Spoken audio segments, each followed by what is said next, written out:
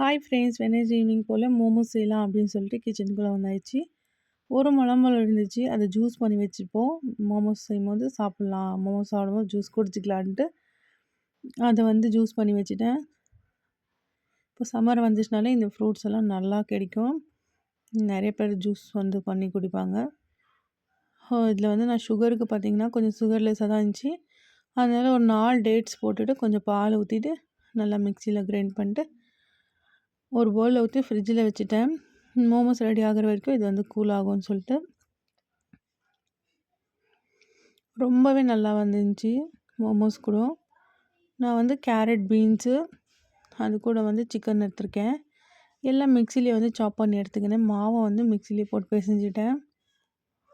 நல்லா சாஃப்டாக வரும்னு சொல்லிட்டு.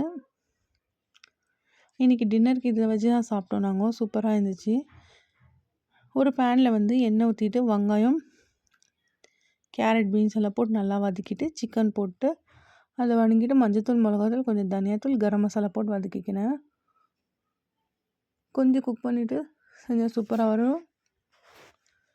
சைடில் இதுக்கு சட்னி செஞ்சுக்கினேன். டொமேட்டோ சட்னி. அதில் டொமேட்டோ, கார்லிக் மட்டும் போட்டு பாயில் பண்ணிவிட்டு அதை அரைச்சிட்டு அதில் வினிகரு, சால்ட்டு, சுகர், பெப்பர் எல்லாம் போட்டு அரைச்சிட்டேன். நம்மளோட மாவு உருட்டிக்கலான்ட்டு அதை போட்டு உருட்டிட்டேன். ஸோ சைடில் அதுவும் ஆகிட்டு இருக்குது. ஒவ்வொன்றா பார்த்து பண்ணுறது கொஞ்சம் டிஸ்டர்பன்ஸாக இருக்கும்.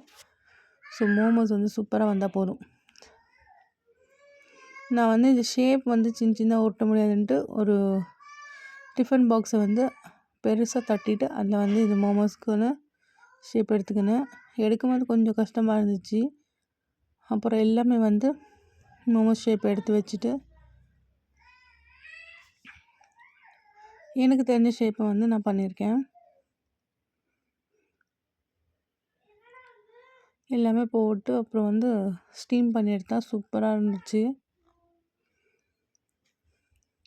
கடையில் 80 ருபீஸ், 90 ருபீஸ் ஒரு 8 பீஸ் தான் வரும். அதை வீட்டில் செஞ்சு சாப்பிட்டா திருப்தியாக சாப்பிட்ற ஃபீல் கிடைக்கும். எதுவும் இருந்தாலும் நான் அந்த சட்னி செம்மையாக வந்துருந்துச்சு. நான் சட்னி எனக்கு எப்படி செய்யுதுன்னு தெரியாமல் செஞ்சேன்.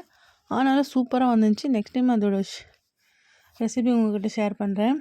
ஜூஸை குடிக்காமல் மறந்துட்டோம். அப்புறம் திரும்ப கொஞ்சம் மோமோஸ் செஞ்சு திரும்ப ஜூஸெல்லாம் வச்சு சாப்பிட்டு டின்னர் முடிச்சிட்டோம்.